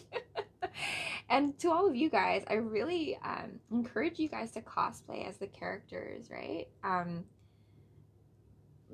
It's funny you say like the working out thing. That me working out, my biggest inspiration was to look like the girls I saw in comic books. Because silly me thought that if I were to put together a body like Dream Girl, right? If I have this body, right? Maybe that energy signature would be able to find its way within me, right? If I have like be worthy of it, right? I said bye. Oh, I did say bye. I'm not meaning to say, but I'm gonna do a little bit longer. But Maury, so nice to see you. Mission accomplished. I love you guys. Okay, let's go for a few more panels, and then we'll wrap, and then I'll be back tomorrow. Okay, let's just start from here, just in case for all you newcomers where we're at. So what happened was, first mission of the Legion got rocked. They stopped the asteroid, saved the planet, but Fatal 5 came, killed Colossal Boy, stole Brainiac 5. So now half the team is going on a rescue mission and half the team is going to Earth to regroup. And then we have Miss Lois Olson, who's probably Jimmy Olsen's great-great-great-great-great-granddaughter, reporting back to Superboy's dad, her here as well. Okay. Okay. You've got what you've always wanted, Joe, says Dream Girl. Your own gang to blindly follow your every word. Ultra Boy, we'd better make a move soon. The signal could fade at any time. Okay, leave those two sulking. We've got some bad guys to take care of. I support my friends. Ah, Moray. Isn't that what we're all here to do? Support our friends, right? Also, too, thank you guys for keeping me on track and also taking me off off tangent too, because that's divination, right? Like, there's nothing wrong with having a plan, right? It's good to have the plan, but it's also fun when you have these fun little side quests or these little ways that, like, had you never had the plan to begin with, you wouldn't have gone in that direction. But there's that beautiful level of, like, you know, je ne sais quoi, synchronicity, like going with the flow thing too, right? Hey, Medellin, how's it going? Okay, let's continue a little bit. Backup plan. Oh yeah, a backup plan. And also, you got the Hail Mary plan, the plan that, like, when all else goes wrong, we're gonna run this plan. Okay, so, okay, leave those two sulking. We've got some bad guys to take care of. Not 2, Jonah. 3, Reap still has to fulfill promise to protect Princess Wazo. Good care, I take care of her. Sweat not. And that was the situation over 2 hours ago. Your son's unhurt, Mr. Brand. Only his pride is bruised. He's a good person who's racked with guilt for what happened out here. And I feel terrible reporting to you behind his back like this, sir. You're a very resourceful young lady, Miss Olson. Draw comfort from knowing you've set an old man's mind at ease, and that your dream of one day owning your own network is nearer thanks to the fee I've transferred to your account. Please keep me updated. Brand out. So this is Superboy's dad. I'm not quite familiar with the whole actual relationship between them. We'll get into that maybe tomorrow. I've readied over 300 of your fastest commercial vessels, RJ. Oh, RJ Brand. That's who. That sounds so familiar now. We'll look into that tomorrow. So RJ Brand is Superboy's father in this story. They can be redirected to help search for the Fatal 5 at a moment's notice. I also took the liberty of prepping your private cruiser in case you wanted to fetch Cal back personally. Sounds like a control thing from Daddy over here. Thanks, Marla, but the threat of Science Police sanctions still stands, and as painful as it is to admit, I have to respect Cal's decision to strike out on his own. Wow, he's actually respecting his teenage son's decision. Wow there. However, it would be helpful if you readied a surgical team for Cosmic Boy and Saturn Girl's arrival. I have to call Colossal Boy's parents. Remember, they're all teenagers and one of them has passed. What's the big deal about this planet Kolu anyway? Do we get to crack a few skulls when we find it? Kolu, you misanthropic,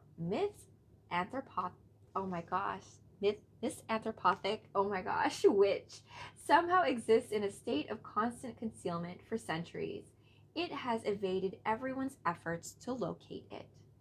However, the boy you captured, this Quarrel Dox, will reveal its coordinates. Once Tharok finally sets up the mind probe as I have instructed. Stow it, Luther. I'm working as best as I can here. If you weren't so damn secretive about this ship and what it can do, I would be working a lot quicker. All you need to know about this ship is that it's crucial to my mission. Kolu is home to a race that exists purely for the purest of scientific knowledge, believed to possess 12th level intelligence. Thank you for the pop there, Fractal Spiral, as I struggle to get that out. They're the apogee of biocellular evolution, the universe's finest species. Indeed, science. Now, I want to share the irony here for a second. Because you know how Brainiac, remember Brainiac? In many storylines, he goes to Krypton and he steals Kandor away as the Bottle City because he's so in their knowledge, right? Interested in knowledge. And it's how ironic that Lex is stealing a Brainiac away in order to do the same thing that Brainiac did to many different civilizations, right? How interesting. How interesting. Okay. How they have taunted me. Their perfection, so near, yet so elusive, until now. You cannot imagine the lives that have been lost during my search. And now it all comes down to this. Your probe's calibrated, boss. Give me your secrets, child. Give me what I deserve. So he's in his little probe there. And of course, Lex, I don't know what version of Lex Luthor this is, but you know, got like mob boss thing going on, I think. He literally called him boss there too. Your probe is calibrated, boss. Give me your secrets, child, Lex says. Give me what I deserve. Always the ego with you, Lex. Deserve, right? Like what Lex is such... Lex literally has his head so far up his own ass. It's so funny. Okay, Luthor. So in his head, this is what Brainiac is thinking. Luthor has made a fundamental error in paralyzing my body while allowing my mind to access its natural environment. How interesting. They only paralyze his body, but not his mind. And if you're a telepath, you can do a lot of stuff with that. So he can go into cyberspace. Doo-doo-doo. Fascinating. The sophistication and power of this ship's computer system is far greater than I'd ever expected. And strangely, the majority of the files are of SP, aka Science Police, origin. These triple security encasements usually protect only the most important, vital information. But they are as an open door to a Koloam seeking new knowledge. This data stream is somehow different, almost mnemonic. Mnemonic? Oh my gosh, so hard to say certain words. Almost mnemonic in its texture. The flow is taking me to SP headquarters on Earth. Thanks, Maury. And pulling me back in time to the building of their Universo computer. Oh my gosh, the Universo computer! You guys know about them, right? Whose memory could this possibly be? A mystery worthy of investigation that may well help me curtail Luthor's designs on my homeworld. So he basically wants to use Brainiac 5 to give him information to find his homeworld so that Luthor can do bad guy stuff on it, right? So he's going back in time using cyberspace to see how this computer was first built. Whose memory can this be? even further back to the formations of the SP centuries ago, from the decimation of the Third World War. It wasn't a war. It was a massacre. You masterminded this to discredit us. Now, surrender now, Batman, or my army will destroy you and your Justice League.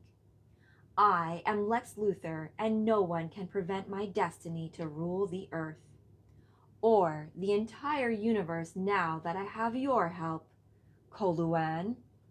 I knew your curiosity would compel you to enter my mind, distracting you just long enough for me to access yours.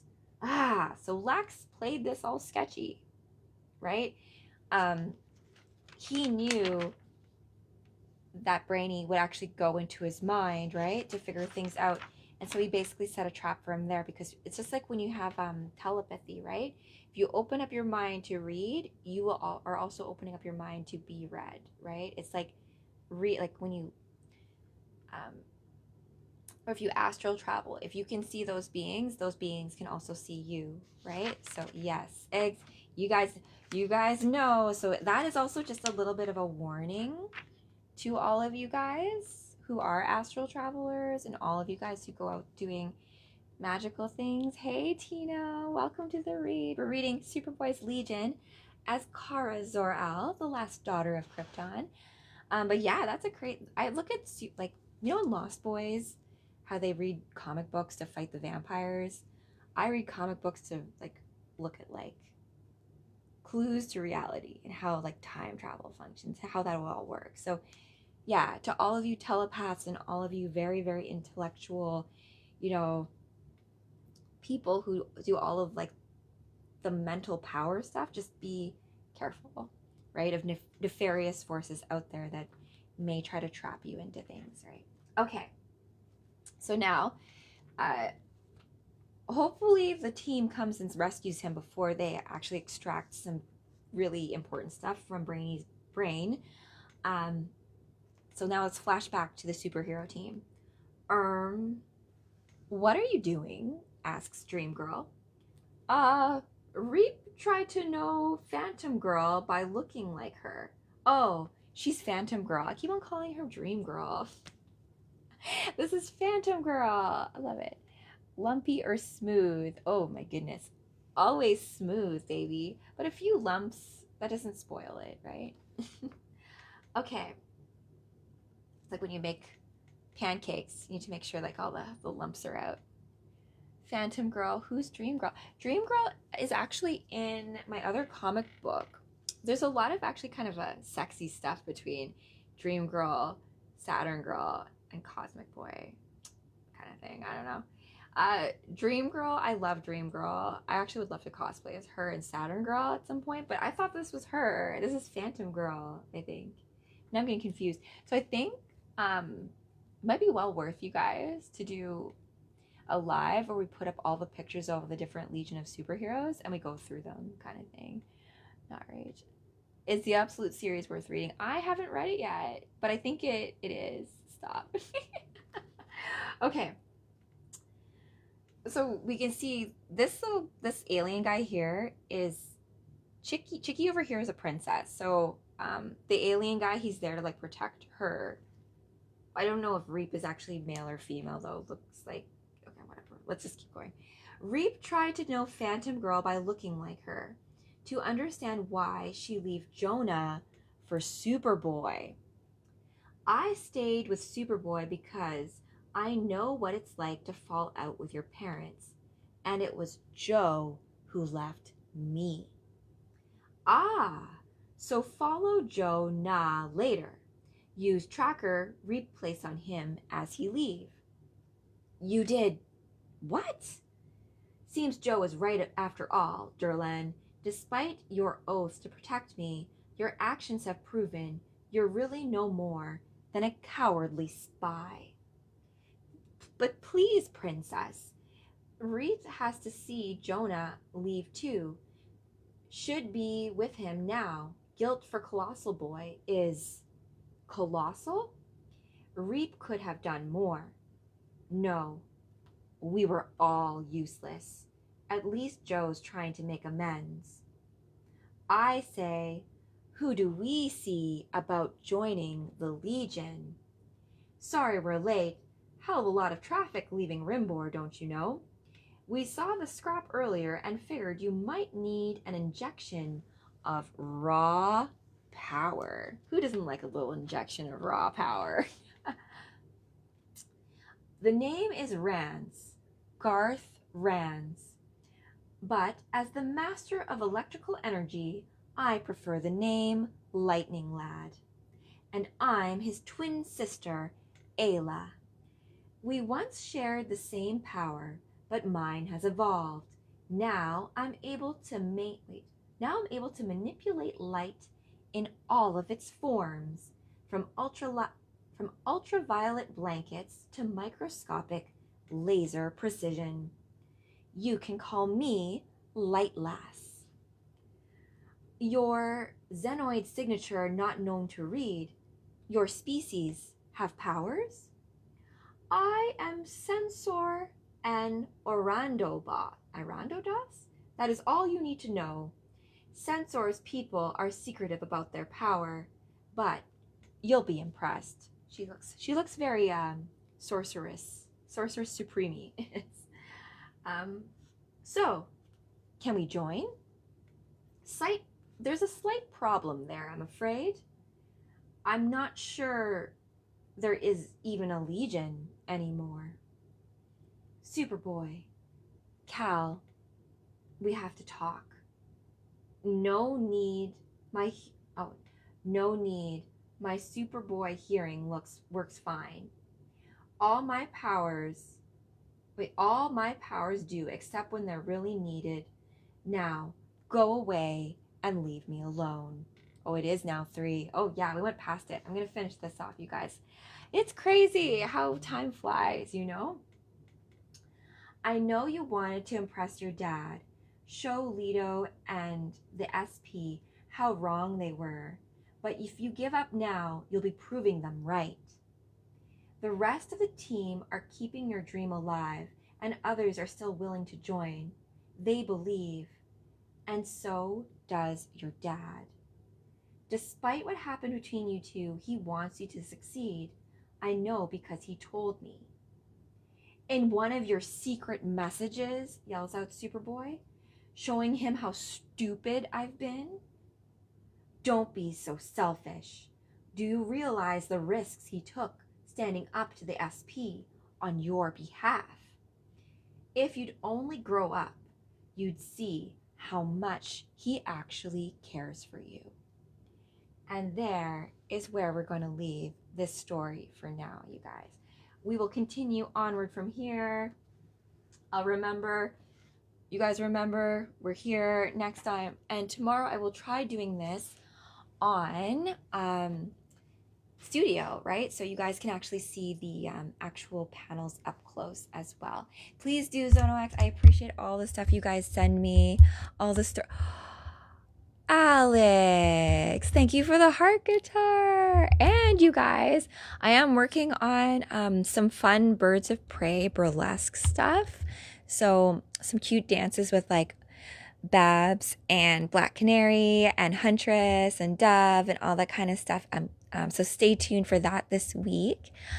You guys are cool too, you know? And it's funny. I do, when I first started doing this way back, like reading comic books and cosplay, and I got the idea to do it. I wasn't that great at reading the comic books this way, right? This brings me back to when I used to be in school, right? When I had like my favorite teachers would come in and read books to us in this kind of manner, right? And so it's just kind of like a throwback to that and bringing that paying that forward, because all those stories, hearing a story is different than reading a story with your eyes, right? And having more senses with it is just a different way to immerse yourself into it. And so me being Supergirl, reading you guys a comic book, it's another way, another level by which this story can find its way to you in a way that you get the meanings from it, whatever you need, right? Because even though we didn't finish the story, right, we had big scenes in there, right, where teams split because, even though you won the battle, right, you lose people, right? It's just what happens in life. Like, you can't win every game. You can't win, like, all that kind of stuff. So how do we deal with loss? Even if you have superpowers, right? It still feels horrible. It still is a thing, and no, winning isn't everything, right? And also perhaps a reframe of what we mean by win, right? And I don't know if you guys ever saw the movie A Beautiful Mind with Russell Crowe, Maximus. But A Beautiful Mind is actually based on a real person who is a mathematician who worked on game theory, right? And game theory is not as cool as it sounds when I looked into it, right? But it's really the concept of creating and designing games in such a way that you have the best outcome, right? Where we all win. How do we go about something where we have the least amount of losses, and that even though it's a tie, perhaps we can have a tie be the win, right? Do we need to break the tie? That's really up to the person who's designing the game. And so when I talk about the game of life, like this cosmic game of life that we're in, right? My personal belief is that prior to all of us existing in this existence, we all existed in, a timeless, beautiful space, right? And this earth realm, this realm right here, is a game. But that doesn't make it any less important or substantial to the universe or the world. Games are how we keep time. You see a lot in comic books where, timeless beings play games because otherwise there's no way of knowing where beginnings or ends are. But if you have a game and you construct game time, you now have a structure, you have a way by which you can experience certain things, right? That's why I have time, space, that kind of thing. Time doesn't exist. I agree with you. Time doesn't exist in the way that we've been taught it. Like, it's not really linear. But then again, a lot of things don't exist and do exist. It's really kind of up to you, right? Superman, Supergirl, these characters are probably the best way to illustrate that, right? Because you could say Supergirl isn't real, right? Krypton isn't real. But then how am I sitting here with you right now as Supergirl and talking about Krypton and all the rules around Krypton and all that kind of stuff? So isn't it real on a level, right? Right? Just like how in careful, right? We're gonna go into the and that's why we can imagine it. So is anything in your imagination any less real than what's in 3D material realm? Right? What about if you swear you saw something on the table and you look away and you look back and you just imagined it there? Was it there at all? Right? Or if you don't know what's inside of a box and you imagine it. I think Dr. Manhattan does this in Watchmen, right? Where like, if you don't know what's in the box, you can imagine anything in it. And until then, you open the box. What is real until you actually open it, right? If we say there's a diamond in the box, and we finally, like years later, open the box, oh, there was no diamond in here. But up until that moment, we all acted as if there was a diamond in the box.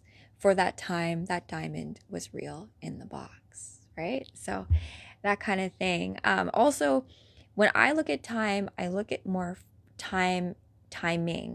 Because I'm a dancer, when you're dancing in sync with other dancers, sometimes you don't start the dance on the 1. Sometimes you start the dance on the 4 beat, right? So 1, 2, 3, 4, 5, 6, 7, 8. 1, 2, 3, 4. So octaves, timing, the space between notes, how long you hold it, that's also a form of time. Now, isn't it? But it's not like a clock. It's not like 3 p.m. or 3 a.m. or 3:18 right now, right? Father time, that's another good one, Gwen Stacy. So I do think for all of us, it's about your relationship with time, whether or not you think it exists or not. It's how you perceive it, how you are experiencing it. Why sometimes one moment can feel like it lasts a lifetime, and other times you're having the time of your life, a party just goes by and like 10 minutes, it's like feels like 10 minutes have passed and 3 hours have gone by, right? So our perspective of like even like hang time, like when I do jumps in the air, sometimes it can look like someone's literally hanging in the air, right? So that all that stuff, how we can play with time a little bit more in our conceptualization of it, I think is more important than us having very absolute statements like time isn't real, time is real, time exists, time doesn't exist. Sure, all of that could be real. Love you, Tojo. Time is distance. Yeah, that's part of it, right? I am contradicting myself, but isn't the world full of contradictions, right? It's like being like, I'm me, but I'm also the universe, right? Or like, my heart is my heart, but my heart also has stuff in common with everybody else's heart. But my heart can't run around being like, I'm Rachel's heart, right? So yeah, you guys. Chad Anthony, eye of the beholder. And like beauty is in the eye of the beholder. So to all of you guys, as the masters of your own reality, however you perceive any of these ineffable concepts to be is the truth. I have your back for it, right? That's all it is. I think that's what we need to just get out of our the prison of our mind space of how dense this reality is and the construct is, right? That work has to be 9 to 5. What is 9 a.m.? What is 5 p.m. when you have time zones and 3 a.m. here is like 4 p.m. in Australia, right? So it's just kind of like, what do we mean when we're talking about time even, right? So the truth is what it is. Indeed. Yeah, exactly. Of course. Oh, Alex, thank you for the lights. But you know what? Going forward, you guys, we're going to have a bit more of these fun, juicy conversations of which there are no answers. The point is not to come to an answer, right? The point is to have really fun conversations with your friends about what things could be, couldn't be, because I don't know. I just have ideas, right? And so it's really fun when you get exposed to new ideas that you've never had before, and you can bounce them off of what you maybe thought was true before. And I do think in discovering more truths, it doesn't necessarily make other things untrue. It just expands upon it. I am about to leave and I couldn't. And speaking of time, look at that. I was supposed to leave at 3 and 20 minutes have already passed, you guys. Stolen or invested, okay? But couldn't you make time? Fractal? Father Egon's waiting for me upstairs, sleeping. Like, you said you're only going to be an hour, Rachel. I'm like, I don't know. We love that. Stay more. Okay, so I will leave you with one last thing, you guys, before I go, when it comes to time and making time. So you know how like when you're on like a, I know if you guys watch certain movies like this. I've watched very many movies, lots of comic books. But let's say you have like a superhero team.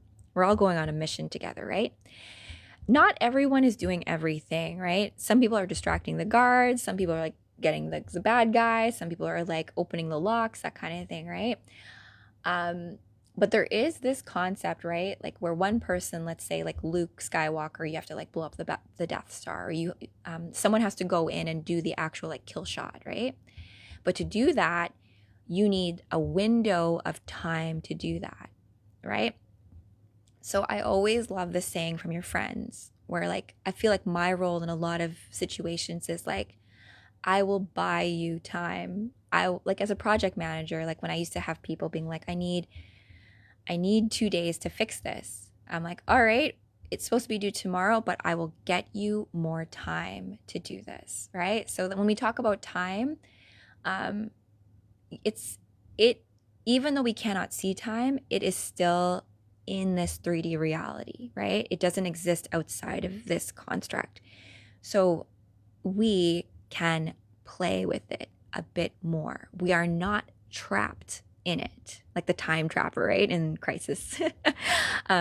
It's about us being able to realize we can play with it, right? As the time lords and ladies that you are. Totally subjective. And as such, can be played with, right? And so, you guys, as grand players in this cosmic game of life, thank you for joining me for, myself as Supergirl hanging out, revisiting the future, right? And I will see you all tomorrow. TBD on exactly when, but I will be on tomorrow. Tojo, hey, see you later, Brett.